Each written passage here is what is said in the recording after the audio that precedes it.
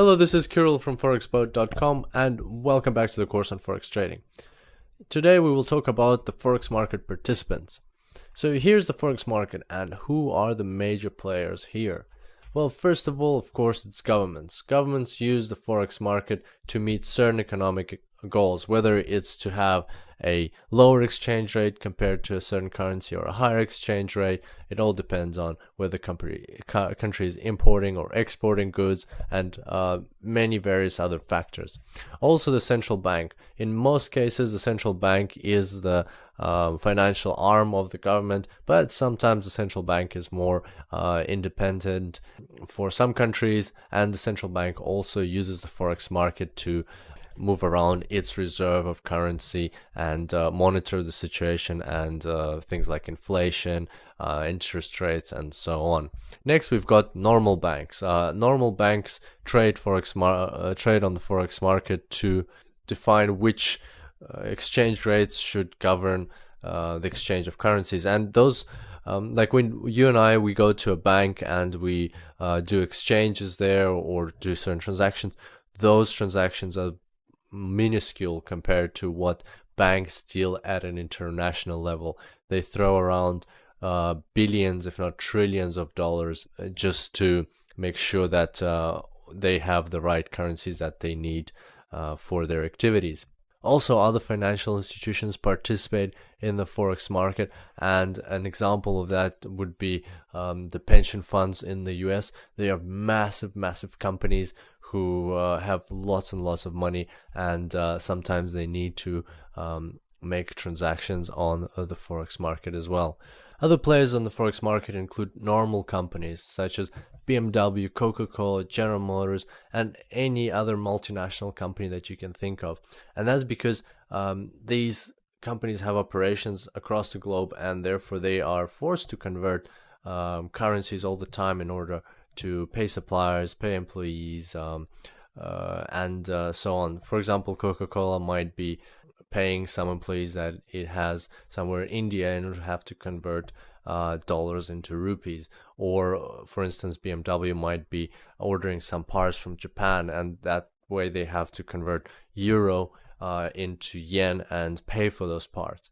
Another good example is when BMW might order the parts from Japan and get them, but they only have to pay for them in 1 year.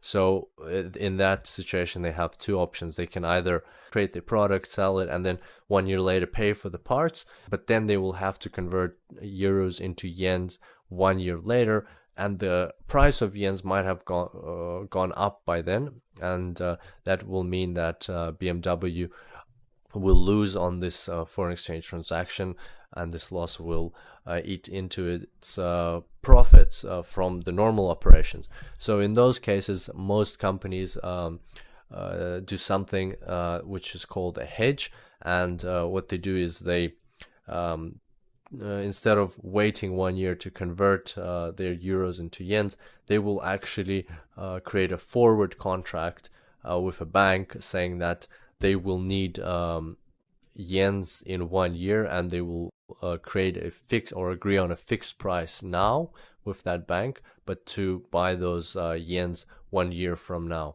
That activity is called hedging, and therefore these companies are sometimes referred to as hedgers. So these are instances when they don't need to buy the other currency immediately, but when they will need it later on, and so they're called hedgers because they're hedging themselves or protecting themselves from this foreign exchange risk. And actually a lot of companies across the globe undertake this activity.